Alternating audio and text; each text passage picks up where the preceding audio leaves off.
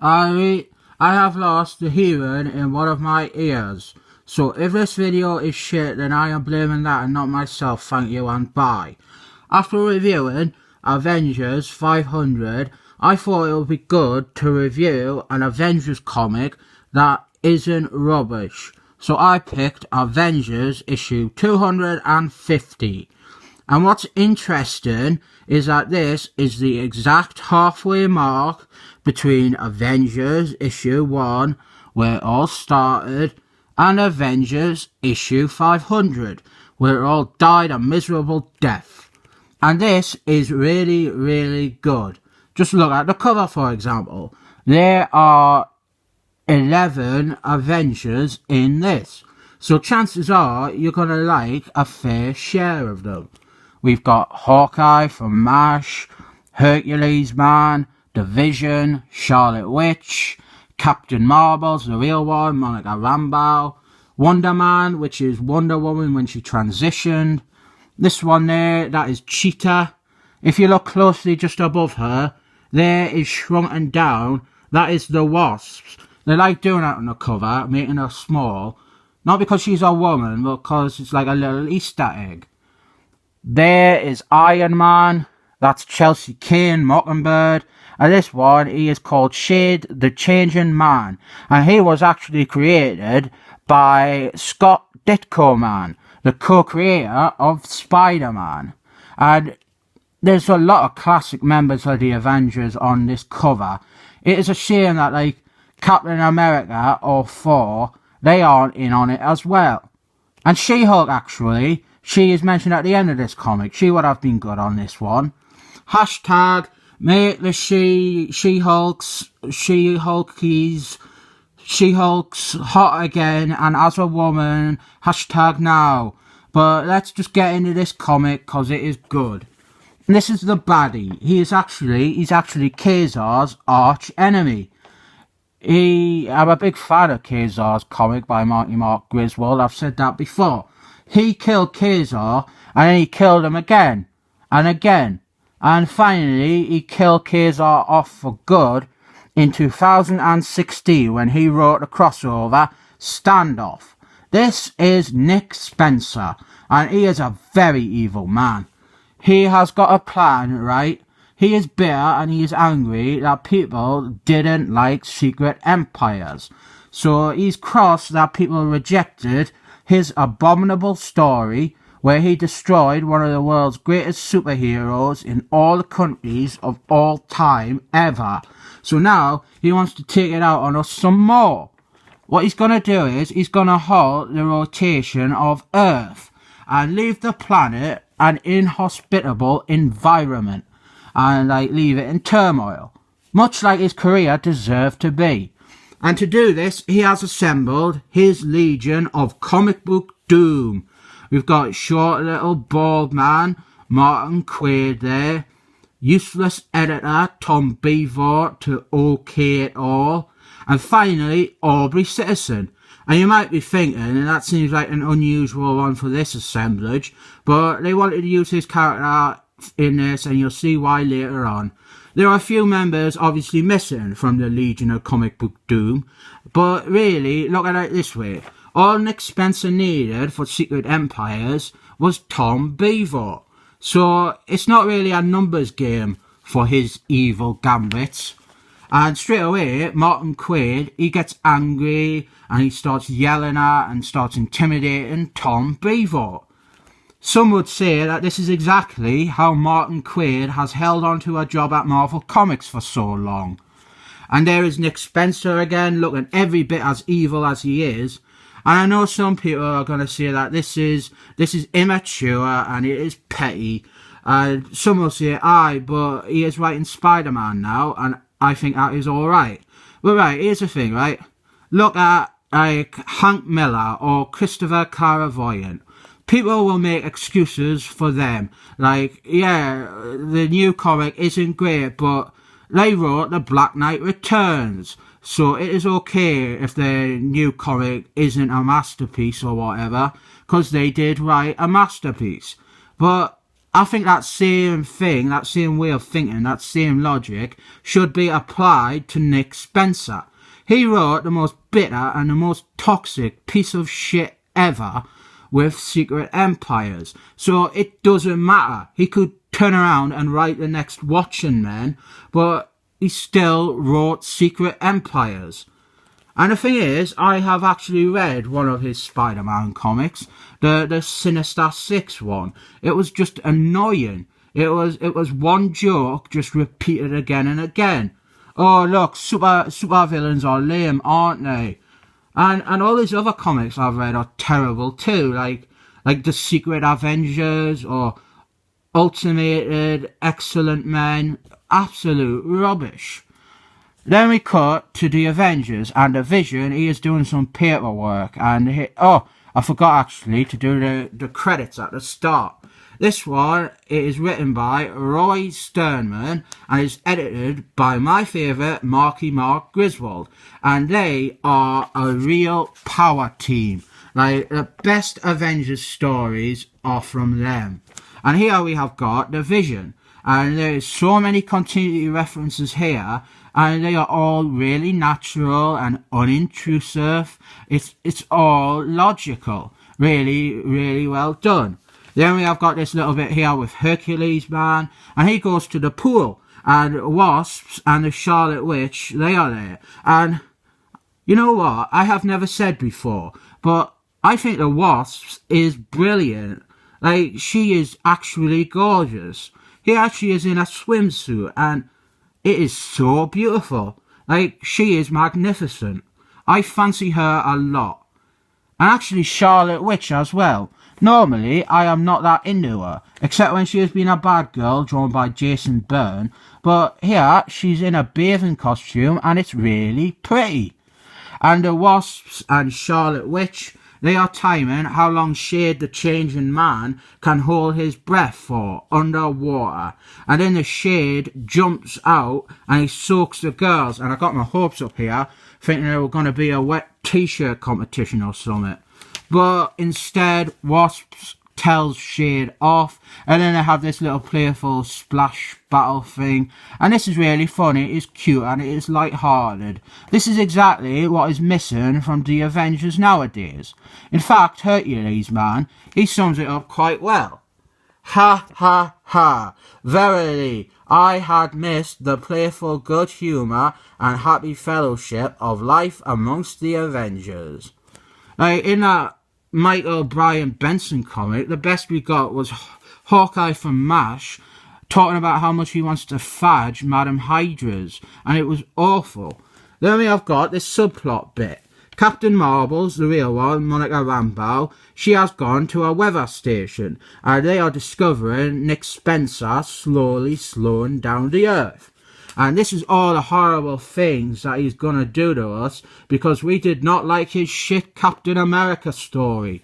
All the volcanoes will erupt, and then there'll be tidal waves and loads of hurricanes, and then what will eventually happen is, when the rotation grinds to a complete stop, one side of the planet, the side that is facing the sun, that will be burnt to a cinder, and the other side, it will be eternally frozen.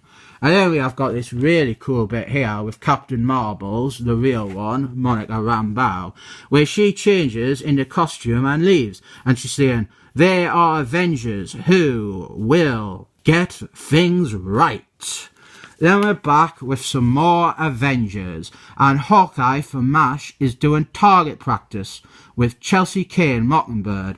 And you might be thinking, I really hope he misses and kills her, but this is before Chelsea Kane Mockingbird was ruined by Chelsea Kane. Then there's an earthquake just as he fires an arrow. And you know what? I really miss this couple actually. They were really cute. Hawkeye from MASH and Chelsea Kane Mockingbird. She just bats the arrow away and it's like, you won't get rid of me that easily. And there's Iron Man and the Avengers are together now. There's the Wasp, she's drying herself off, and that is sexier than you would think. And then we've got some more good continuity here with the Vision. He says that Captain America isn't available, and this is because in his book he is captured by the Red Skull. which when this issue came out. And then Hawkeye for MASH, he talks about getting a Fantastic Four involved, but they can't because they're beyond reach, because due to the fact that they're elsewhere and elsewhere in time. And this is really good. It's not tying the book down by having to acknowledge all these things. It's only really strengthening it and showing actual consideration to the shared universe. Roy Sternman and Marky Mark Griswold, they were honestly the finest two people to do this sort of stuff. So the Avengers, they're all talking about Nick Spencer, and Captain Marvels, they sent her off to use her light speed powers to try and find him. And she returns and she's really scared. We find out what happened was she found Nick Spencer's base, and Martin Quaid was there. And Martin Quaid, he saw an African American woman and he flipped his biscuit.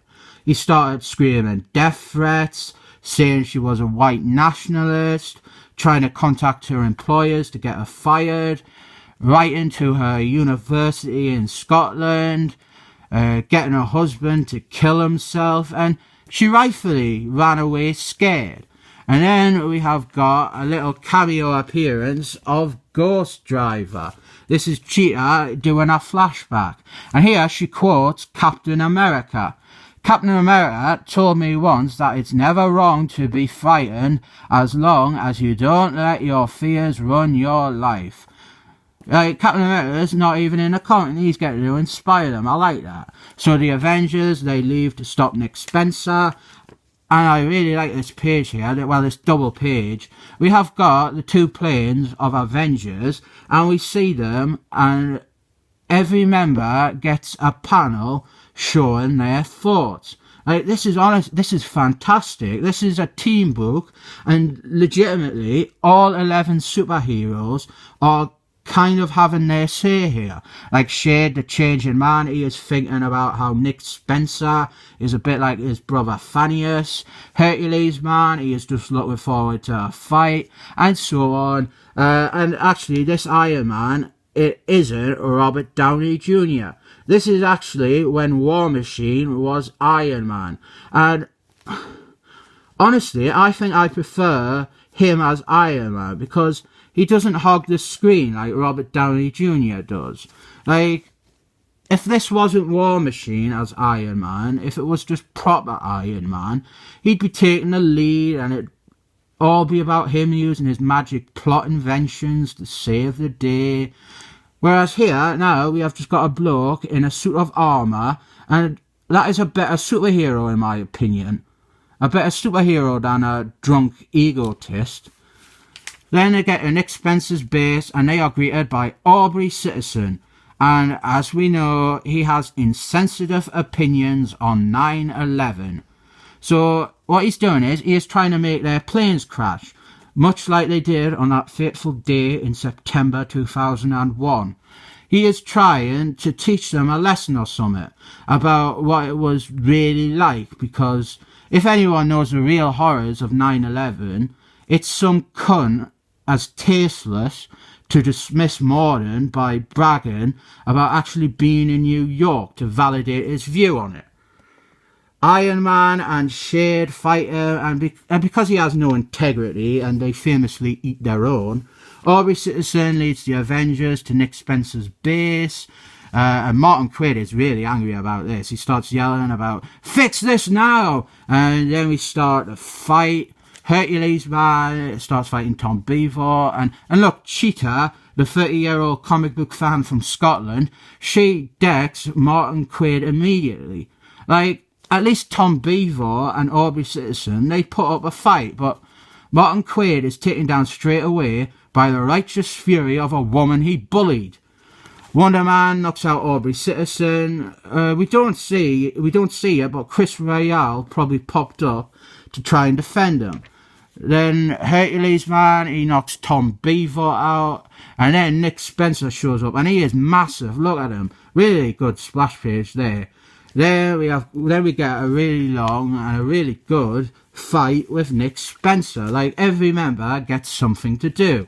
And Captain Marvels, the real one, Monica Rambeau, she overcomes her fear of Martin Quaid and attacks Nick Spencer. Then we've got some more Iron Man. Iron Man fights Nick Spencer, and then the rest of them start coming up with a plan to stop him. And like, even though Hawkeye from MASH and Cheetah and Chelsea Kane Mockingbird, they're all kind of underpowered, they're still contributing. They're distracting him, or they're trying to stop him, or using ingenuity against him. Eventually, they do manage to defeat him. And there's a good little visual bit of storytelling there with Iron Man blasting him across 4 different panels. They managed to stop him by, well, he's absorbing kinetic energy, which is his power. They beat him by giving him too much energy and overloading him. It's kind of a classic way. And he grows so big, he expands to a point where he just disperses into nothingness. A fitting fate for Nick Spencer. And then we end with Tom Beaver, Martin Quaid and Aubrey Citizen giving up and surrendering because they're all a bunch of cowards. And we end with a little bit of celebration here. The Avengers are having a party to celebrate saving the world, and Wasps is looking great again. It was nice of her to put on another swimsuit on just for the party, but she looks cold there actually, so maybe put on a coat. I don't want her suffering just for the sexiness's sake. Like, she still looks hot in clothes. But we end with this brilliant little scene here between Shade the Changing Man and Captain Marvel's, the real one, Monica Rambeau. Shade Gans, when we first met, I was a bit put off to hear you call Captain Marvel's. After all, that was what Earthmen had called the Kree warrior Mar-Vell, and he and I were close friends. Also, it was what Fawcett Comics and DC called Billy Batson. Then Captain Marvel's, the real one, Monica Rambeau, she gans, I thought it was probably something like that. You know, when I joined the Avengers, I hadn't known there'd been other Captain Marvels. When the others told me about them, I even considered a different code name. No, please do not. I can think of no finer tribute to my old friend and Billy Batson from DC than to see their name carried on by one so courageous as you. A toast then to Captain Marvels, to all who have lent honour to that name. But not Karen Daggers, because she is awful, a bad pastiche of militant feminists and an unsympathetic cliché. This comic is great.